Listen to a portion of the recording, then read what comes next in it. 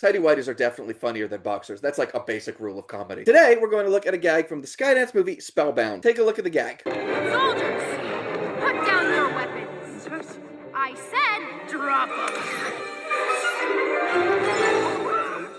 So the first thing I want to examine is what I call the pop of a gag. When it occurs, where are we looking, what is the composition, and how much punch does it have visually? This particular staging is pretty wide, and there's a lot of business going on. You've got these two ornate cages up here with these interesting looking designed creatures. Those things pop more than the humans. If the gag is seeing a bunch of guys in their underwear, I'm not sure we're getting the maximum pop. So the first thing I wanted to try was taking these white tarps in the background and darkening those colors. What that's going to do is give us more of a darker background to play the funny gag on. So if you see here, the contrast isn't as high. If we darken those tarps, it pulls those people, their legs, and the boxers a little bit more forward. The next tweak I think could help a little bit more is when you're doing comedy, you want one quick, easy read. Having all these different colored boxers, it's more information for the audience to read in an already wide frame, and by that time, we've already moved on to the next shot. With that in mind, if you made all of their boxers the same color, that unifies that contrast, so they almost feel like one entity now. Here to here.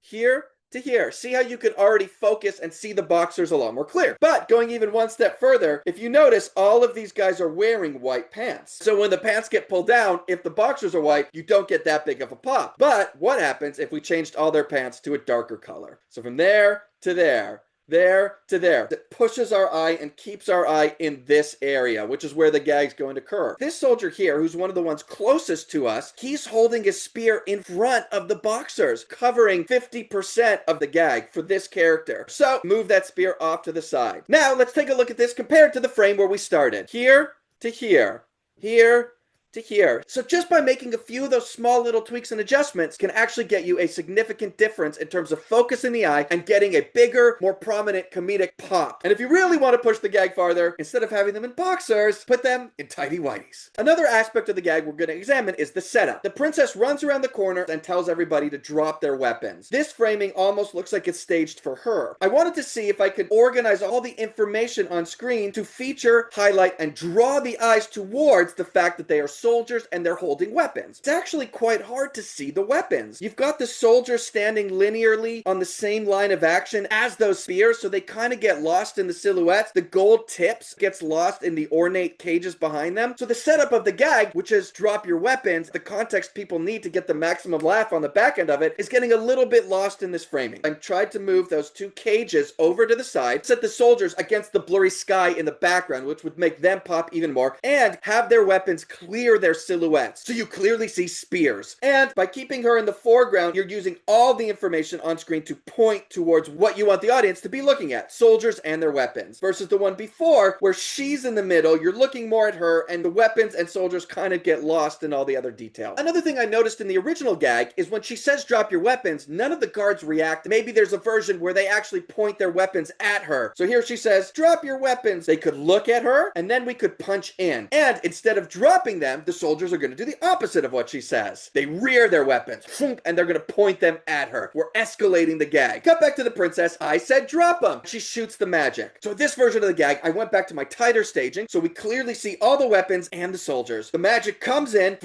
would circle around their waist, look down, even their spears are pointing towards where we want the audience to look. The magic swirls, click, unbuckles all of their belts, holds for one beat, and then flip, all of their pants fall down simultaneously, revealing their tidy whities. The soldiers could all react.